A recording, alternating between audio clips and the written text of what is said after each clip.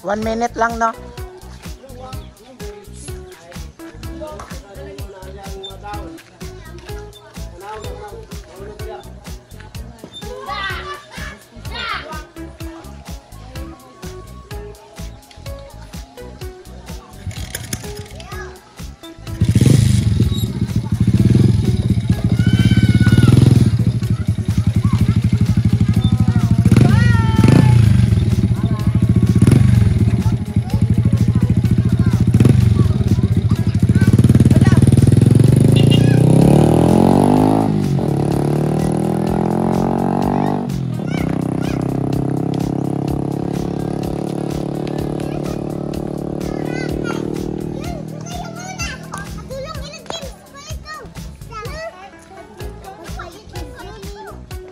One minute na.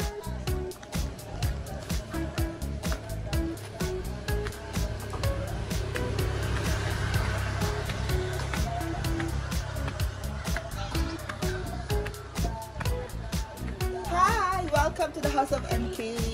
Hindi pa tapos, mga 93%. So, the completion rate is matatapos siya pag natapos ng mga pintura natin, pintura and varnish and liquid tile dito. So, as you are always thinking of protection for the wood, the structure is mostly made of wood.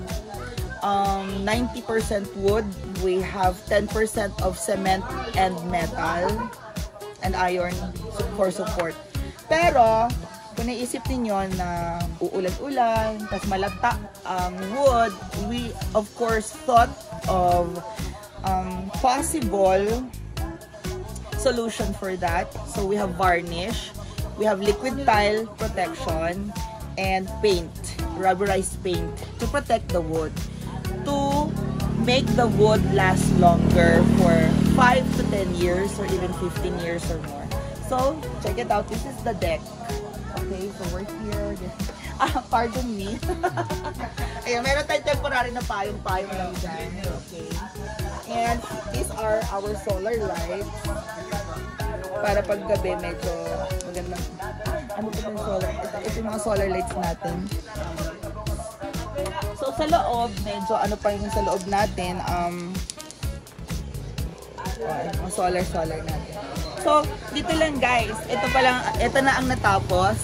We're going to have an installation for the glass and aluminum, and then kisame alcoba, yun na lang po, tapos. And then semento sa baba sa garahe. And coral. So, that's it guys. Go na. Update na tayo sa MK House. So, sa mga plano, lalo na itong doon, tugas-tugas na nakataman gano'n siya. So, mga plano guys. Hi Krivin, say hi. Hi ka Krivin. Na iba. Yan, dyan ang bahay ni Krivin. Ito. So, maganda na talaga. Thank you so much. Ayan. Abangan lang namin ito guys sa mga kaganapan. Boy, say hi! Hi ba? Hi ba? Say hi. Yan, so thank you so much. Sa taas, sa likod, sa mga so, yan guys. So, abangan na lang ninyo lahat ang kabuuhan ng Ay, ito nga pala, hindi natin ito pinaputol kasi para, tugas kasi ito, kinuha lang dyan sa bundok-bundok, mga retaso na tugas, yung mga dyan sa ilog, no? So, wala kaming pinutol na kahoy. Ano lang to, mga residue na tugas kasi madami naman dyan talaga sa ilog. Pinukuha lang namin ito. Hindi to talaga, hindi to pinaputol na kahoy. Mga parang retaso na tugas. But it's very, it's very nice. Very matibay itong mga kahoy na to. Kaya hindi ko rin pinaputol. Lalagyan natin to ng mga solar lights. So, mag-order tayo ng solar lights sa mga, yung ano ba? Oh my God! Disco. No, yung ano lang, yung ano lang siya, warm light, yung parang yellow. Ganyan siya, nakaikot. Ayan. So, yan lang po. And, yung framing ng ating alcoba. patapos na rin. So, Team Foreman, thank you. Patapos na talaga to. Aesthetic na lang tayo. And then, last step to make it 100% is treatment and protection for the wood. So, hinay-hinay lang po, kalma lang po tayo. Madami pong nagsasabi na ganito, ganyan, malata ang wood. No, that will be the last. The painting, protection, and securing that the wood will stay and last long. So, yun po mangyayaring last part ng The House of MK. So, thank you so much, everybody! Diba?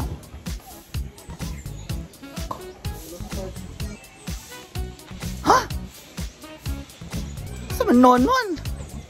O mag-ano ka na dyan, Besh? Ano to? Mag-ano ka na dyan, nonon? Mag-concert ka na. Thank you, Anita.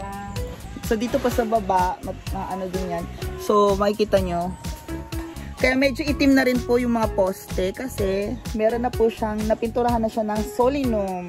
So, basta napinturahan po ng solinum, itim yung solinum na pinuntura. So, anti-anay po yan. Noon, pakisilip nga lahat ng, ng poste kung naitiman siya. Makita mo man sa tanan, pati doon sa likod. Oo, kasi importante yung solinum, anti-anay yun. So, inuna nila yung mga poste. Oo, poste. Basta naman yung poste, hindi naman lumilipad ang anay, di ba? Gumagapang naman yung mga yan. So, ha? O, magdalang yuta, maggapang. Oo, ganun protection ng solinum. So, poste muna para hindi umakyat. Ay, absorb ng wood yung, yung solinum, yung chemical. So, there you go, guys. Thank you so much for visiting The House of MK. Yay! Kririn! Bye, everyone. So, guys, eto, I want to thank Auntie Anna because she always wanted to support me. Thank you so much for supporting me, Auntie Anna, and I have purchased what you requested. We now have here our tiles. These are our tiles for the walling of the bathroom, toilet and bath, and this is the flooring for the toilet and bath. And this will all be matching. Minatch ko na siya para sa ating bathroom. As you can see, malalagyan na po yung bathroom natin ng tiles. And then, malalagyan na rin siya ng walling. Now, we're going to have here glass and aluminum, alcoba, kisame, glass and aluminum. Glass and aluminum to. And then, itong wall sa taas is paint, rubberized paint. And then, yung tiles dyan. We have here the lavatory. Tapos, yun na pa actually.